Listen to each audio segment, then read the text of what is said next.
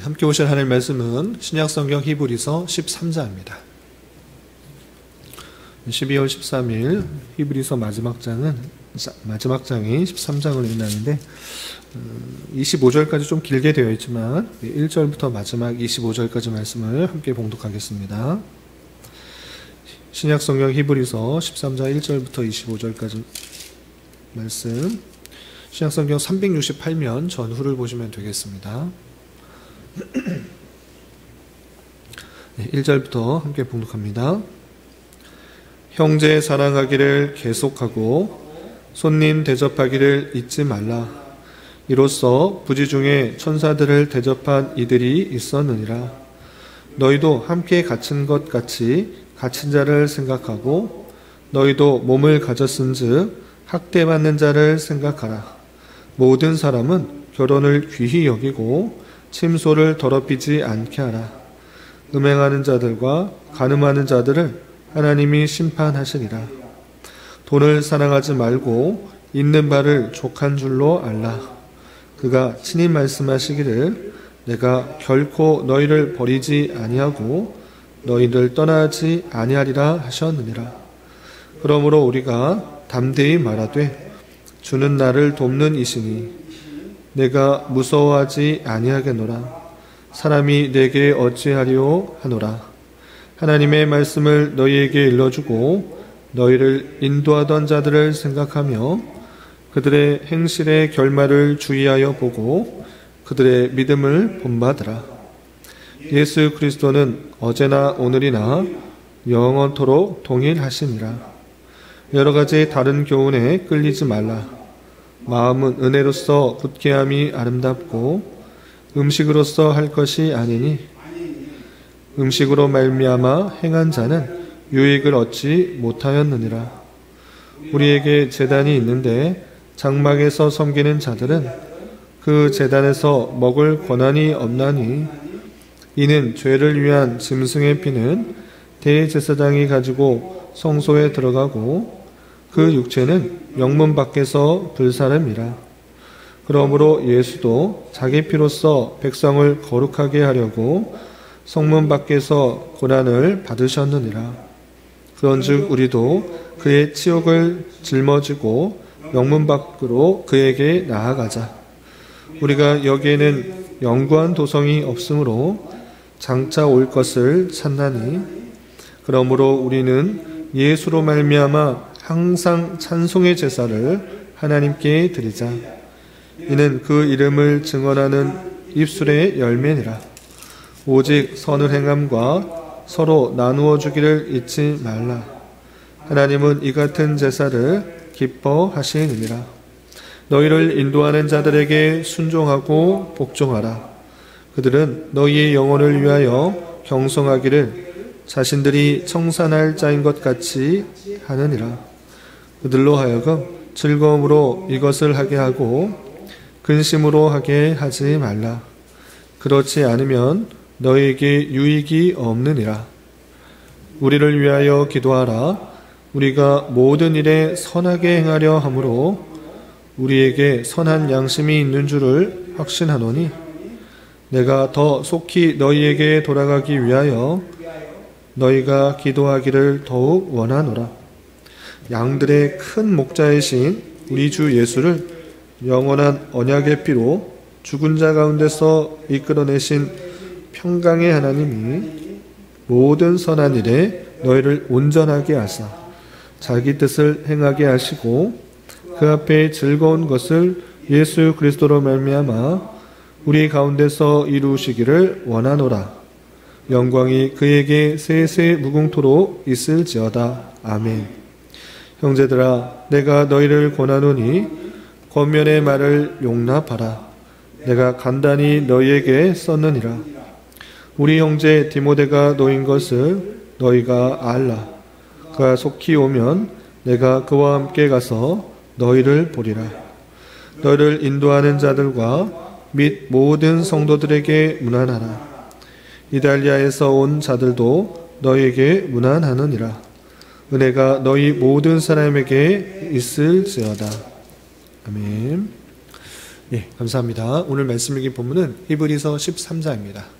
우리가 어제 살펴봤던 히브리서 12장은 예수를 온전히 믿는 자들로서 천국, 변동치 않을 천국을 소망하며 우리가 가야 할 믿음의 경주를 힘차게, 담대하게 나아가야 될 것에 대해서 교훈받았는데, 이어지는 13장에서는 개인적인 그런 신앙의 걸음뿐만 아니라 사람들과의 관계에 있어서 어떤 자세로 살아가야 되는지 다양한 권면들이 이어지고 있습니다.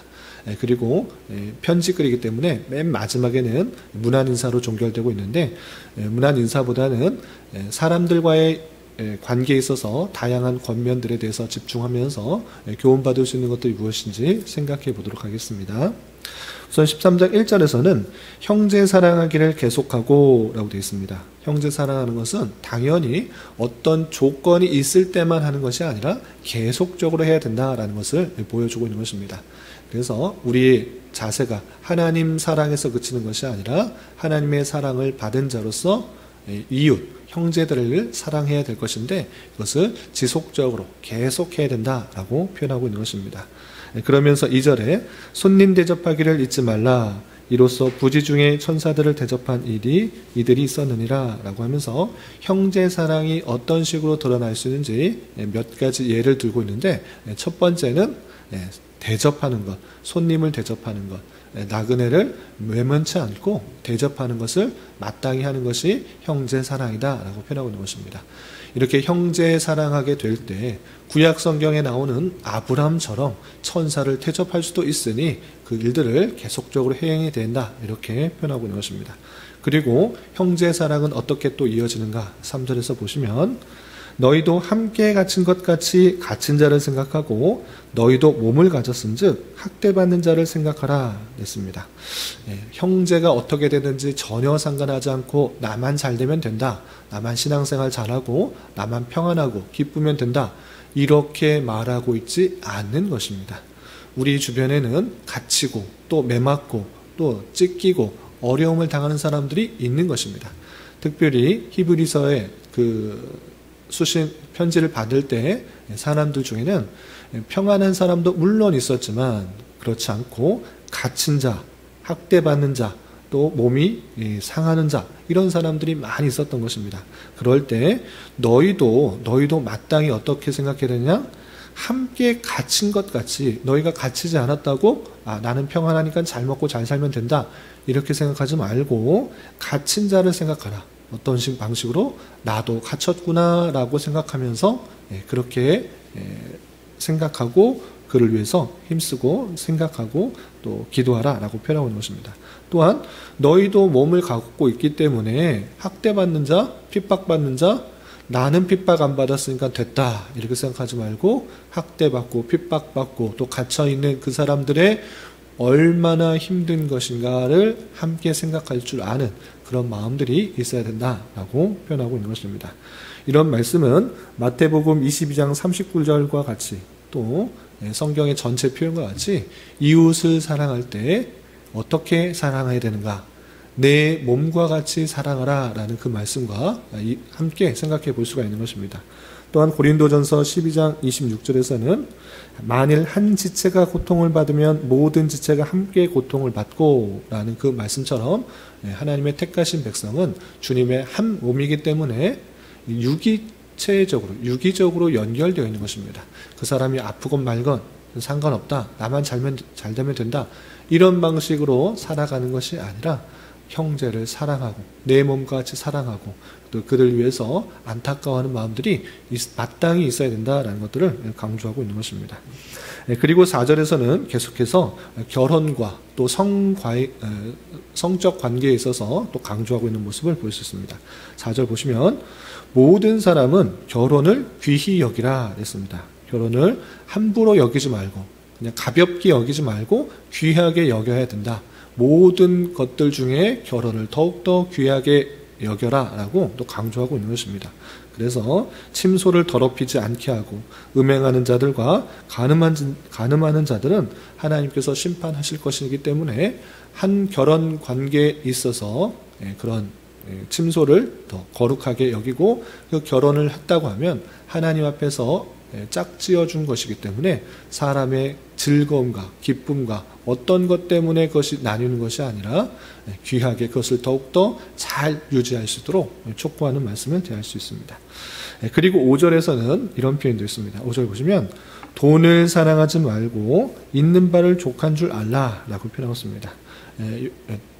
요한 1서에는 돈을 사랑함이 일만하게 모든 악들의 근원이 된다 이렇게 표현하고 있는 것처럼 히브리서에는 돈을 사랑하지 말라, 있는 바를 족한 줄로 알라 라고 하고 있는 것입니다. 이 땅에서 살아가다 보면 돈이 아주 중요한 것입니다. 중요하지 않지 않습니다.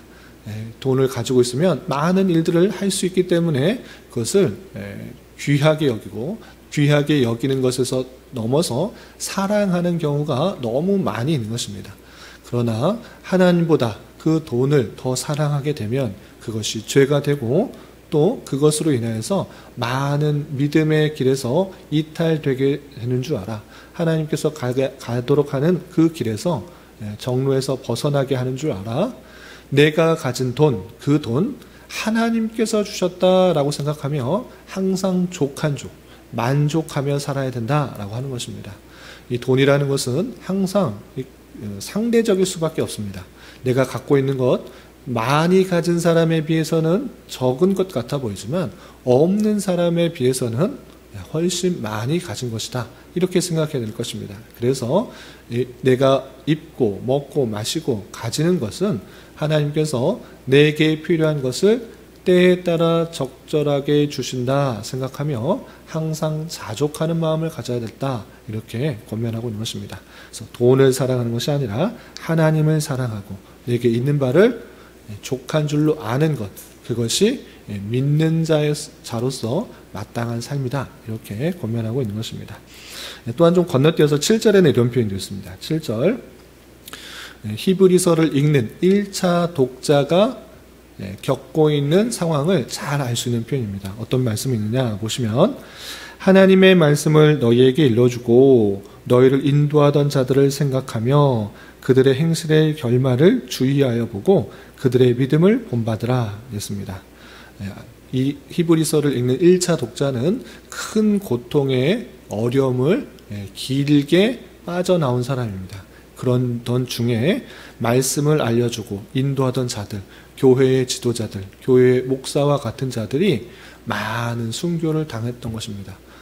그러니 믿음 생활 열심히 하고 하나님 잘 믿으면 순교 당하니까 믿지 말아야겠다. 이런 것이 아니라 그들의 믿음은 어떤 것들이 올지라도 신앙을 바꾸지 않는 가장 소중한 것이었다라는 것을 생각해보며 그들의 행실의 결말, 칼이 들어와도 어떤 핍박이 들어와도 신앙이 변하지 않고 굳게 믿었던 것들을 기억해 보며 그들의 믿음을 본받으라 라는 것입니다. 이 세상의 거의 모든 사람들은 단순히 죽음이 찾아오면 많은 것들을 바꾸게 되는 것입니다. 내가 믿었던 것, 소망했던 것들, 가치관들도 다 바꾸고 죽음 앞에서 다 바꾸지만 그들을 인도하였던 지도자들, 교회의 인도자들은 말씀을 가르쳤던 그 사람들은 죽음 앞에서도 변절하지 않은 그 믿음을 가졌던 것입니다. 변동하지 않을 그 천국을 소망하며 예수 그리스도를 바라보며 죽음을 잘 감당했던 것입니다. 그러므로 그러한 자들을 주의하여 잘 살펴보고 너희도 똑같은 그런 믿음을 본받아야 된다. 이렇게 권면하고 있는 것입니다. 그래서 더욱더 힘써 죽음 앞에서도 두려워하지 않는 믿음을 본받아야 될 것을 1차 독자들에게 권면하고 있는 것이고 이것을 좀 더 확대해 보면 이렇습니다. 어떻게 적용할 수 있는가? 수많은 그런 말씀의 사역자들이 있는데 말은 좋으나 그 말의 결실들, 실제 삶의 열매들이 어떻게 드러나는지 보고 그것이 참으로 참된 지도자인지 아닌지를 알 수 있어야 되는 것입니다. 그 행실의 결말, 그것이 정말 성령의 열매로 드러나고 있는가 아니면 교주와 같이 자신이 높아지려는 모습으로 드러나고 있는가 그 모습들을 잘 보면서 그 가르치는 자들이 그 결말들이 정말 성령의 열매로 드러나는 그 모습을 보고 하나님께서 함께 하시며 하나님께서 보여주시는, 나타내시는 그런 사역자다라는 것을 보고 그 모습을 잘 보고 믿음을 본받는 자가 되어야 될 것입니다. 그런 가운데 9절에는 이런 표현도 있습니다. 비슷한 표현으로 여러 가지 다른 교훈에 끌리지 말라. 마음은 은혜로서 굳게 함이 아름답고 음식으로서 할 것이 아니니 음식으로 말미암아 행한 자는 유익을 얻지 못하였느니라 라고 표현하고 있습니다.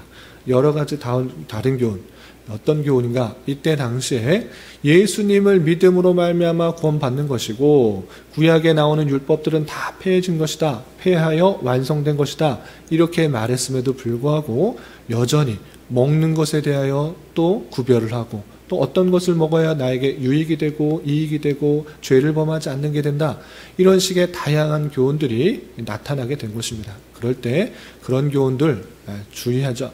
따르지 말고 그런 거 하지 말고 하나님께서 주신 그 진리의 말씀, 예수 그리스도로 말미암아 완성된 그 교훈, 그것을 굳게 붙들고 잘 정진하라, 이렇게 권면하고 있는 것입니다.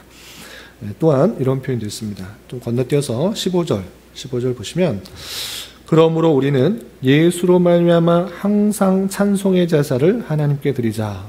모든 제사가 완성되었기 때문에 제사를 드리지 말라고 그랬는데 항상 찬송의 제사를 드리라? 이게 무슨 말인가?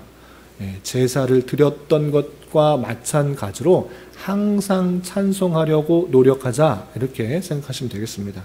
그래서 예수님으로 말미암아 받은 은혜들 기억하면서 항상 찬송을 올려드리는 삶, 그것이 마땅한 성도의 삶이다라는 것입니다. 그래서 항상 찬송의 제사를 드리자라고 할 때 항상 노래 부르면서 다니라는 것인가? 그런 것이 아니고 항상 기뻐하는 마음으로 주님을 높이는 삶을 살아야 된다라는 것입니다.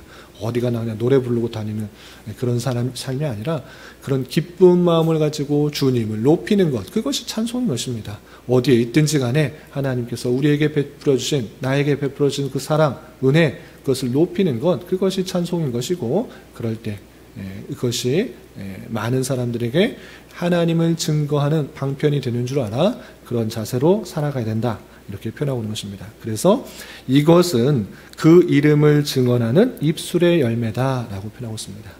하나님의 사랑이 어떻게 드러나는가? 하나님의 사랑이 뚝 떨어지는 것이 아니라 하나님의 택하신 백성들, 그 백성이 은혜를 받은 것을 가는 곳마다 증거하고 드러내고 높이는 것, 그것을 통해서 그 이름을 증언하는 입술의 열매가 된다라고 표현하고 있는 것입니다. 그래서 어디에 있든지 간에 주님을 높이고 주님께 감사하고 또 찬송하는 마음으로 살아야 된다라는 것들을 교훈하고 있는 것입니다. 뿐만 아니라 16절에는 이런 표현이 있습니다. 16절 오직 선을 행함과 서로 나누어 주기를 잊지 말라. 하나님은 이 같은 제사를 기뻐하시느니라 라고 표현하고 있습니다. 제사, 여기 또 제사가 나옵니다. 제사, 양을 잡고 소를 잡고 비둘기 잡고 이런 것이 제사가 아니라 선을 행하는 것, 또 나누어 주기를 잊지 않는 것, 나누어 주는 것, 힘쓰는 것, 그것이 마땅히 해야 될 제사를 드렸던 것과 같이 마찬가지로 매일매일 우리가 힘써 해야 될 내용들이다라고 강조하고 있는 것입니다.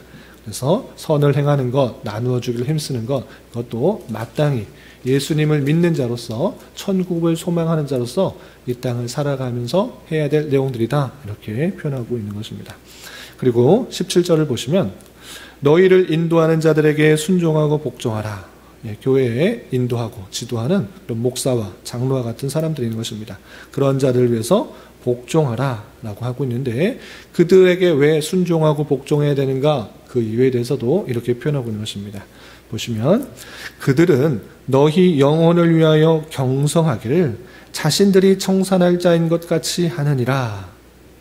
너희를 인도하는, 말씀으로 인도하는 자들은 그 한 영혼 한 영혼을 위해서 경성하고 애쓰고 그를 대신하여서 어떻게 다 그 빚을 갚아줄 것처럼 그렇게 애쓰는 자들이다. 그러니 너희는 그런 자들을 순종하고 복종해야 된다라고 표현하고 있습니다.